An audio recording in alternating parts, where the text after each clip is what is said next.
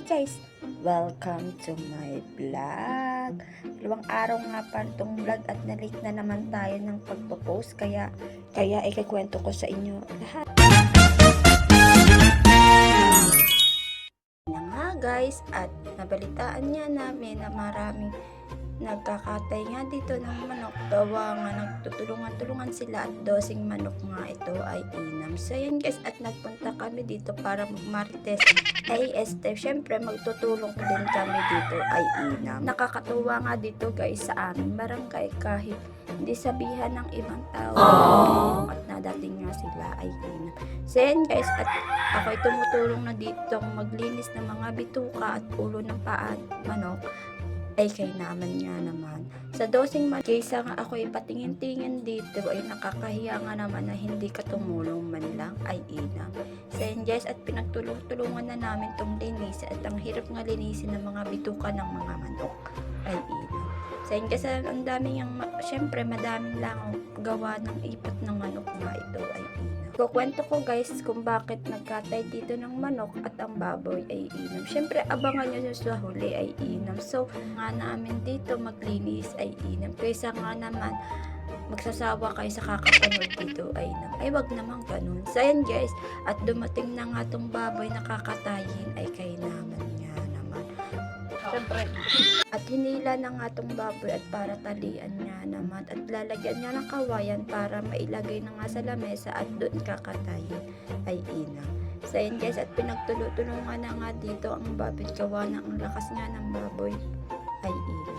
Kaya na nga guys, at pinagdadagdagan na nga ito ay kay naman niya naman. Nagtatali na nga ng isang kamay at mga paa ang mga baboy na ito kay naman niya naman. Nakakaawa nga guys itong baboy na ito ay inam. So yun guys, at binilisan ko na nga itong vlog para mailagay na nga yung baboy at maisa lang ang sang na nga ay pinatay na nga dito ang baboy. Ako'y awa guys ay inam kay naman niya naman. At ilagyan na nga ng mainit at para makaskisa na nga ng balahibo ito ay inam niya naman. Yan na nga guys, at naglagay na nga dito at alam nyo nang ibabaga dyan at may lulutuin nga naman. At yan na nga guys, yan na nga kinabukasan at sakay na nga kami sa kotse, diba siya? At papunta na nga kami sa barangay Nunong Casto ay inam. So yun guys, doon nga gaganapin ang okasyon na yon ay kay naman niya naman. Sakay na nga pala kami guys dyan ang mga inanilin. Ayan na nga guys, at andito na nga pala kami sa may Nunong Casto nga kami sa kinaroroonan ay kay naman niya naman. Yan na nga guys, at paloob na nga yan at papasok na tayo at pagliko niyan ay doon na nga yun. Yan na nga guys, at pinakita ko sa kanyo kung bakit nga may okasyon dito ay kay naman niya naman.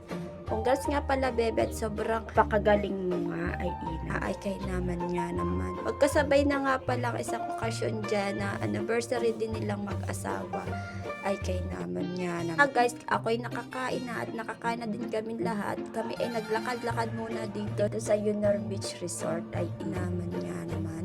Pupunta nga kami dyan at paaliw-aliwin lang at mahughuga ng kinain namin ay inam. So ayan guys, at kami ay nag-aura-aura muna at malapit na nga tayo sa dagat, makakita tayo ng sunset ay kay naman nga naman.